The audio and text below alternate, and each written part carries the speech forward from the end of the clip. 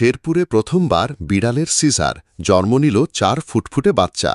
শেরপুর থেকে প্রতিনিধির পাঠানো তথ্য ও ছবিতে বিস্তারিত জানাচ্ছে মেহেজাবিন মৌ। শেরপুরে প্রথমবারের মতো সিজারিয়ান অপারেশনের মাধ্যমে জন্ম নিল পার্সিয়ান জাতের ৪টি সুস্থ বিড়ালছানা।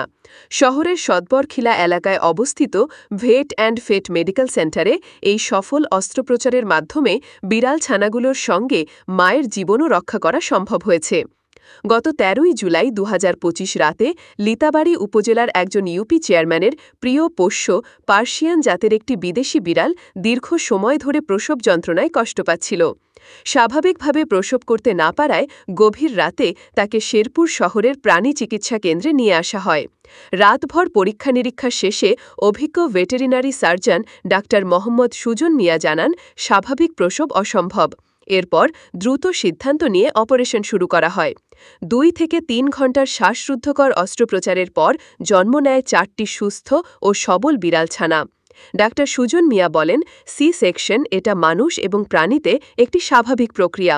যদি বাচ্চার পজিশন ঠিক না থাকে কিংবা প্রসবজনিত জটিলতা দেখা দেয়, তাহলে মা ও সন্তানের জীবন বাঁচাতে এই পদ্ধতি অবলম্বন করা হয়। উন্নত বিশ্বে বহু আগেই প্রাণীদের ক্ষেত্রেও সিজারিয়ান প্রচলিত হয়েছে। বাংলাদেশেও এখন দক্ষ সার্জনদের মাধ্যমে তা বাস্তবায়ন হচ্ছে। তিনি জানান, আমাদের নিয়ামুল কাউসার নামের একজন ইউপি চেয়ারম্যানের বিড়ালটি ২-৩ ঘণ্টা ধরে প্রসব করতে পারছিল না। তখন তিনি প্রাইভেট কারে করে বিড়ালটিকে নিয়ে আসেন। অনেক সময় দেখা যায় জরায়ু পেঁচিয়ে ডেলিভারি বন্ধ হয়ে যায়, যেটিকে ডিস্টোকিয়া বলে।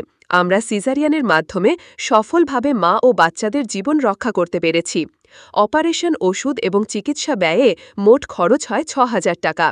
১০ দিন পর বিড়ালটির সেলাই খুলে ফেলা হবে। এই সাফল্যে পরিবারে যেমন খুশির আমেজ, তেমনি এলাকা জুড়ে ছড়িয়ে পড়েছে ব্যাপক কৌতূহল।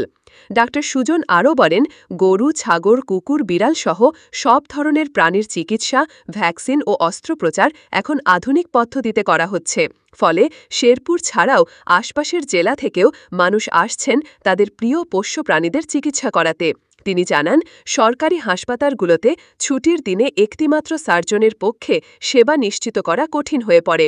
এ কারণে সাধারণ মানুষের, বিশেষ করে দরিদ্র শ্রেণীর জন্য সহজলভ্য চিকিৎসা সেবা নিশ্চিত করতে তিনি নিজ উদ্যোগে এই প্রাণী চিকিৎসা ক্লিনিক প্রতিষ্ঠা করেছেন।